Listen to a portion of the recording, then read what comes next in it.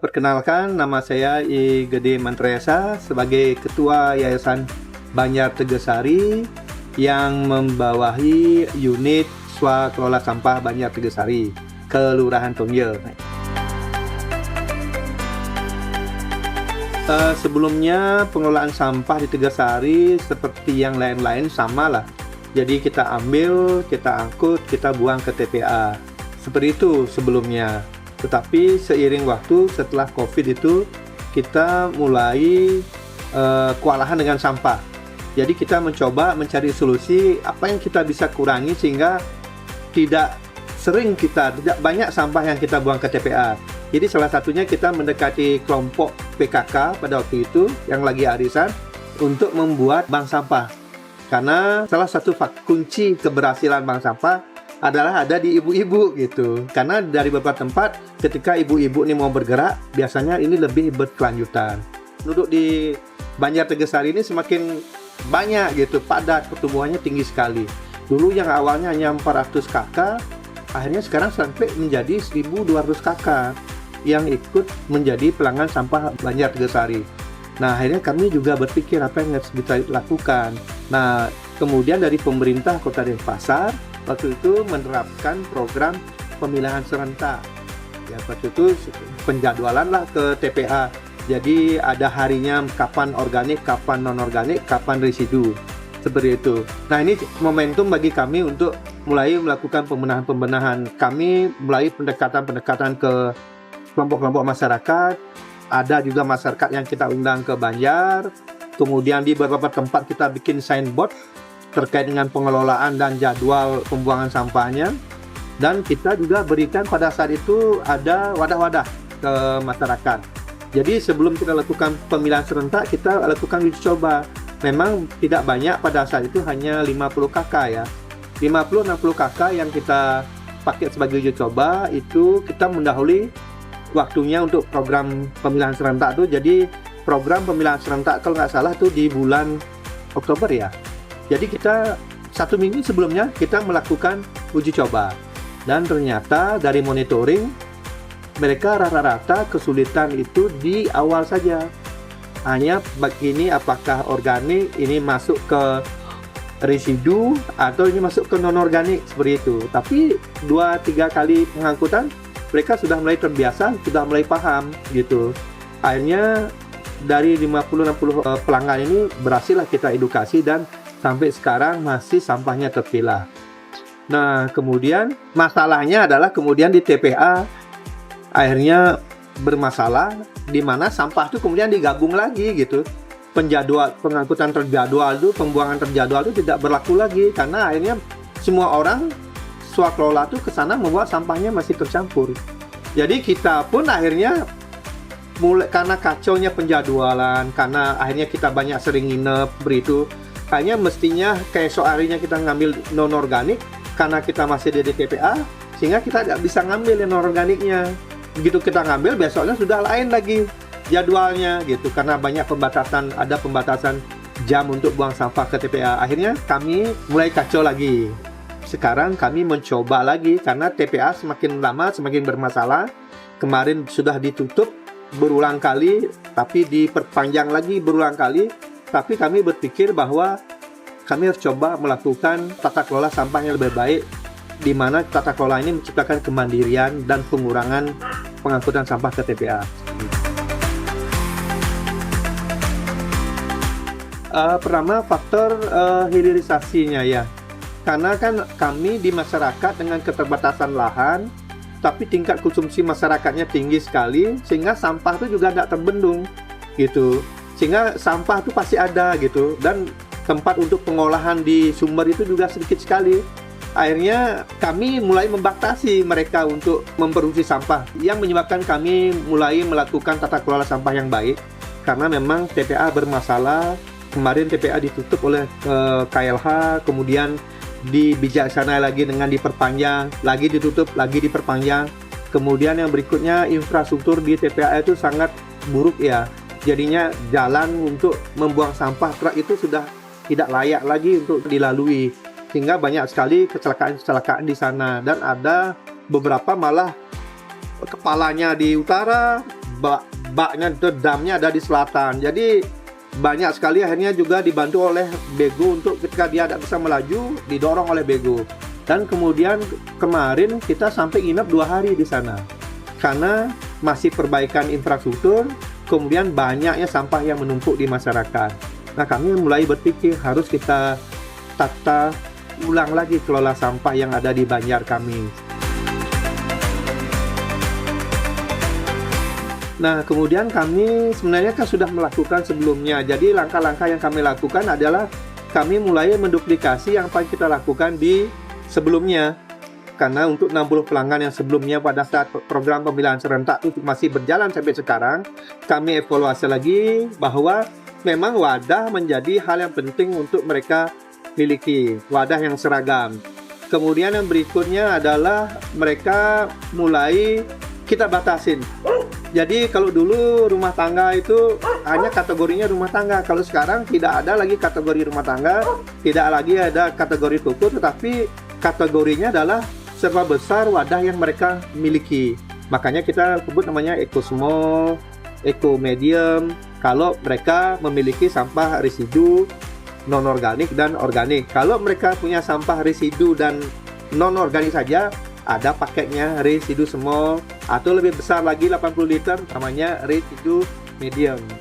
Tapi kalau mereka punya sedikit sekali sampah, ya mereka kita minta untuk bawa sampahnya di gudang swakelola sampah Tegasari. Jadi kita timbang saja.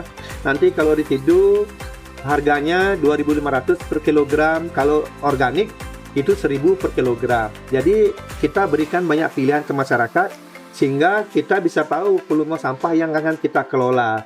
Nah, dari sana dengan pemilihan yang baik, kemudian pembatasan, saya pikir ini sebuah langkah untuk pengurangan sampah ke TPA. Nah, suatu saat kalau TPA misalnya tutup, kita hanya mulai berpikir bagaimana mengelola sampah residu ini gitu. Jadi kita sudah siap untuk itu ya. Karena kami sudah berjalan dari dulu ya, sudah dari tahun 2019 sampai sekarang. Jadi memang kami tidak melakukan lonjakan-lonjakan yang besar, tetapi sebuah langkah-langkah kecil merespon daripada problem-problem yang ada. Sehingga kami punya cukup waktu untuk itu, untuk mulai memikirkan kemandirian ini. Yang paling mendorong kami adalah ketika TPA ini sudah mulai ada larangan-larangan atau pembatasan-pembatasan gitu.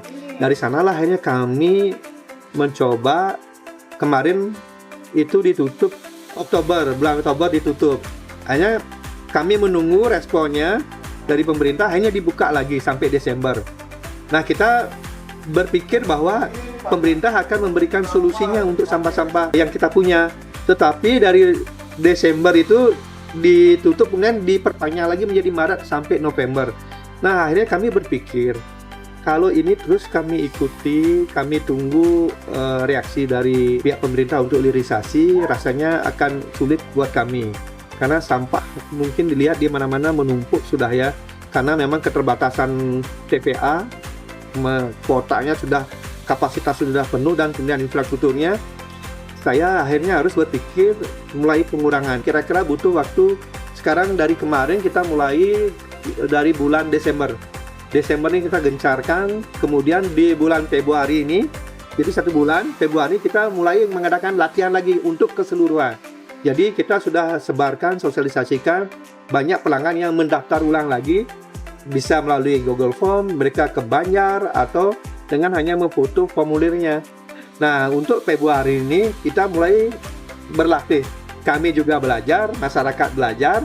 Harapannya 1 bulan itu cukup waktu untuk kita sama-sama belajar mencari solusi. Nah, Maret kita sudah melakukan keseluruhan. Jadi program tata kelola sampah Banjar Berdaya Tegasari ini, saya kira Maret ini sudah bisa kita jalankan secara penuh. Kalau respon dan partisipasi masyarakat sepertinya tinggi ya, karena pertama mereka merasa bahwa mereka sendiri juga tidak bisa ngelola sampahnya, tapi yang mereka bisa lakukan adalah mengurangi. Tentunya mereka berarti berpikir masih punya sampah. Nah, akhirnya dari 1.200 pelanggan yang kami miliki sebelumnya, sekarang sudah ada yang mendapat sampai kurang lebih 900. Jadi saya pikir itu sudah hampir 80% ya yang akhirnya mengikuti program ini. Dan mungkin yang 20% ini masih menunggu karena kami berikan waktu sampai 31 Januari. Sekarang lagi seminggu batas waktunya. Jadi saya pikir masyarakat yang belum mendaftar dia masih menunggu, artinya paket mana yang mereka akan pilih, terus seberapa besar mereka bisa mengelola sampahnya sehingga dia bisa mencari paket yang lebih murah gitu. Semakin dikelola sampah, semakin murah iuran yang akan dia keluarkan untuk bayarkan untuk layanan sampah yang kita miliki sekarang. Jadi cukup besar partisipasi masyarakat.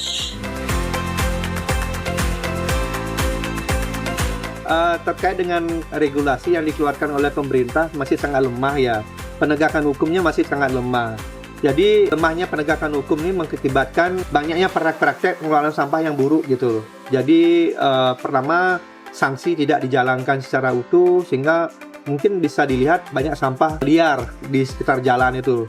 Jadi itu pun siapa yang punya tanggung jawab untuk mengambil tindakan terhadap pelanggaran-pelanggaran tersebut. Kemudian sekarang kan banyak sekali praktek juga pembakaran dengan pembakar tungku bakar yang tidak memenuhi standar-standar misalnya ISO atau emisi yang disyaratkan. Jadi itu juga akhirnya juga menyebabkan buruknya lingkungan yang kita miliki sekarang ya.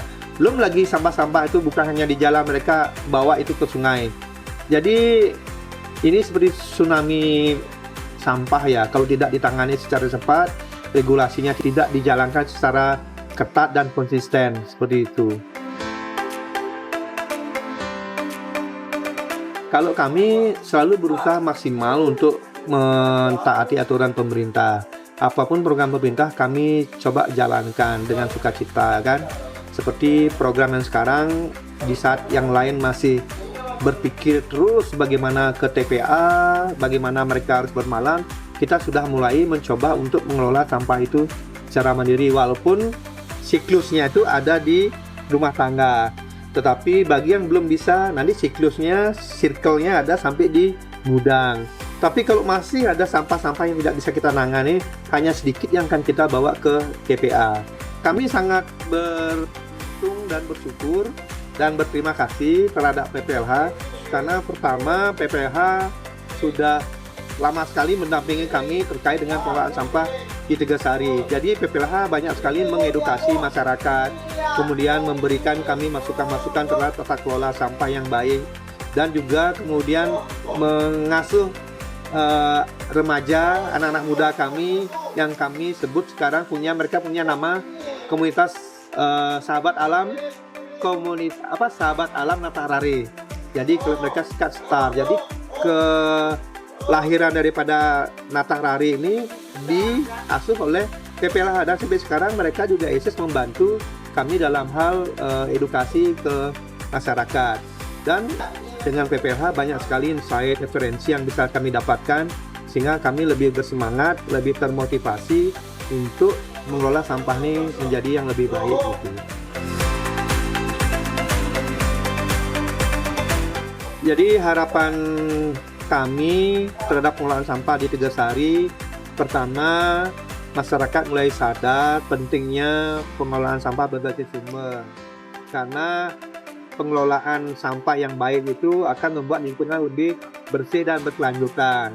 Kedua, dengan melakukan pengelolaan berbasis sumber, kemudian adanya pemilahan, tentunya kita meminimalis pengangkutan sampah ke TPA. Bila perlu nanti itu nol gitu. Kalau memang dari pemerintah sudah memberikan lampu hijau terkait teknologi apa yang bisa dipakai untuk pengelolaan residu terutama. Jadi kalau itu bisa diberikan rekomendasi, kemungkinan kami bisa memanfaatkan teknologi itu sehingga kami tidak perlu lagi membawa sampah itu ke TPA. Jadi yang kami betul-betul sangat ingin capai adalah kemandirian dalam tata kelola sampah di Banjar Tegasari. Pesan untuk teman-teman lain, mari kita bergerak ya dengan kesadaran dan tindakan nyata karena dengan pengelolaan sampah yang baik itu adalah tanggung jawab bersama. Mari menjadi bagian dari perubahan dan berusaha untuk bijak mengelola sampah.